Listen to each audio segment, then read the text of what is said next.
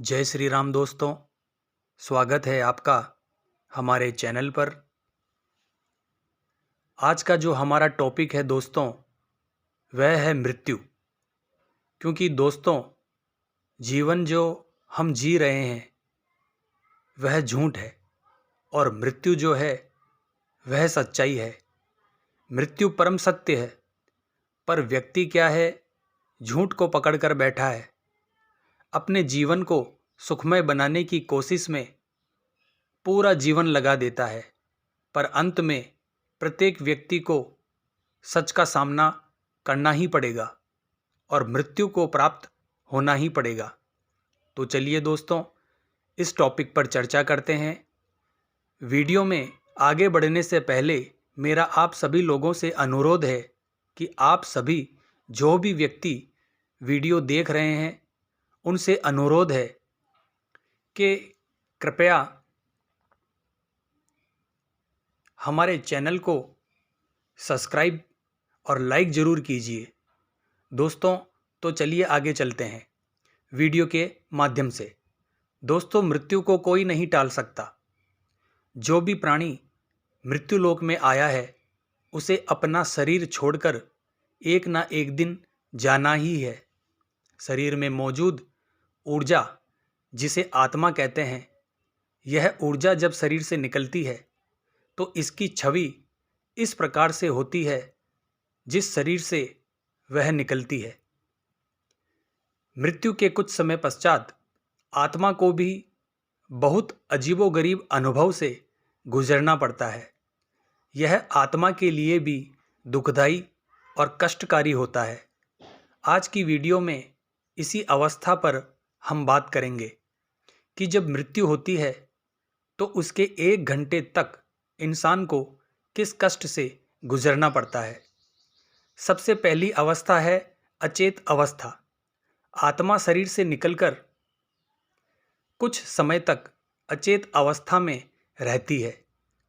आत्मा को इस प्रकार का अनुभव होता है जैसे किसी कठिन परिश्रम से थका हुआ व्यक्ति गहरी निद्रा में होता है, लेकिन कुछ पल में ही यह अचेत अवस्था फिर से सचेत हो जाती है और वह आत्मा उठकर खड़ी हो जाती है।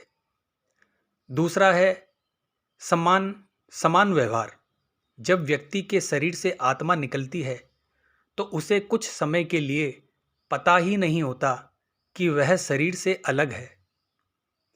वह उसी प्रकार का व्यवहार करती है जैसे शरीर में रहते हुए उसका व्यक्तिगत व्यवहार था। यह अवस्था बहुत ही बेचैनी भरी होती है।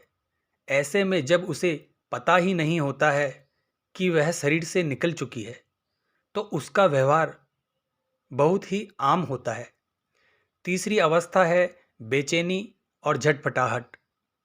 शरीर से निकलकर वही आत्मा अपने सगे संबंधियों को पुकारती है, लेकिन उसकी आवाज कोई नहीं सुन पाता। इससे आत्मा को बेचैनी और छटपटाहट होने लगती है। आत्मा परेशान होकर सभी लोगों से कुछ कहना चाहती है, पर उसकी आवाज कुछ ही दूर तक गूंजकर रह जाती है, क्योंकि वह भौतिक ध्वनि नहीं है, अभौतिक ध्वनि है और मनुष्य केवल भौतिक चीजों को ही महसूस कर सकता है। इसीलिए उसकी आत्मा की आवाज को कोई नहीं सुन सकता है। वह आत्मा अपने मोह के आवरण को इतनी जल्दी नहीं छोड़ पाती है, इसीलिए अपने सगे संबंधियों से बात करना चाहती है।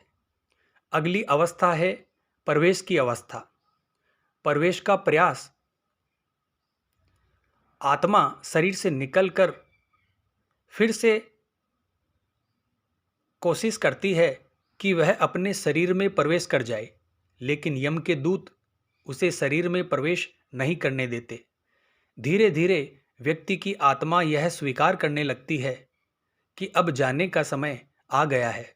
मोह का बंधन कमजोर होने लगता है और वह मृत्यु लोक विदा होने के लिए तैयार हो जाती है। चौथी अवस्था है संचार। वर्षों तक शरीर में रहने से जो संसार की मोह माया का आवरण आत्मा पर पड़ा होता है, उस मोहवश आत्मा दुखी होकर कभी अपने मृत शरीर को और कभी अपने सगे संबंधियों को देखकर उनसे बात करना चाहती है, लेकिन उसका प्रयास असफल होता रहता है। अगली अवस्था है दुख की अवस्था। शरीर के मृत हो जाने पर आत्मा अपने सगे संबंधियों, परिजनों को रोते बिलखते देखकर दुखी हो जाती है और खुद को दुख से व्याकुल करके रोती है, लेकिन उसके वश में कुछ भी नहीं होता है। वह लाचार होकर सब कुछ देखने और अपने जीवन काल में किए गए कर्मों को देखकर दुखी होती है। फिर यम के दूत आत्मा से कहते हैं कि चलो, अब यहाँ से चलने का समय आ गया है। कर्मों के अनुसार उसे लेकर यम मार्ग के द्वारा वह चल पड़ते हैं। अब आती है सातवीं अवस्था, जो है कर्म पर आधारित, जिसे हम कहते हैं नया जीवन या नया जन्म। कुछ ही समय में आत्मा मृत्यु लोक की सीमा को पार कर एक ऐसे लोक पर पहुंच जाती है जहां ना सूर्य की रोशनी होती है और ना ही चंद्रमा की चांदनी। उस लोक में हर जगह अंधेरा होता है। यहाँ आत्मा अपने कर्मों और इच्छाओं के अनुसार कुछ समय तक विश्राम करती है। कुछ आत्माएं जल्दी शरीर धारण कर लेती है, तो कुछ लंबे समय तक विश्राम के बाद अपनी इच्छा के अनुसार नया शरीर धारण करती है। तो यह वह 7 अवस्थाएं हैं जिससे गुजर कर आत्मा को अपने अगले जन्म में प्रवेश करना होता है। यह अवस्थाएं जब आती है तो इंसान अपने पिछले कर्मों में जो भी उसने किया है उसे याद करता है। तो इसीलिए कहा जाता है कि व्यक्ति को अच्छे कर्म करने चाहिए ताकि एक अच्छे जीवन में प्रवेश किया जा सके। हमारा अगला जन्म हमारे पिछले जन्म के कर्मों पर आधारित होता है। तो अगर अच्छे कर्म किए जाएं तो हम अपने अगले जन्मों को सुधार सकते हैं और अपने अगले जन्म में किसी ऐसे जन्म में प्रवेश कर सकते हैं जो एक पुण्य आत्मा हो, जो एक पुण्य जन्म हो, जो लोगों के काम आए और हम जीवन की एक नई ऊर्जा में प्रवेश कर पाएं। तो दोस्तों, आपको अगर यह वीडियो पसंद आई हो तो इसे लाइक और शेयर जरूर करें ताकि ऐसी और महत्वपूर्ण जानकारियां हम आपके लिए लाते रहें। जय मां अम्बे, जय श्री कल्याण।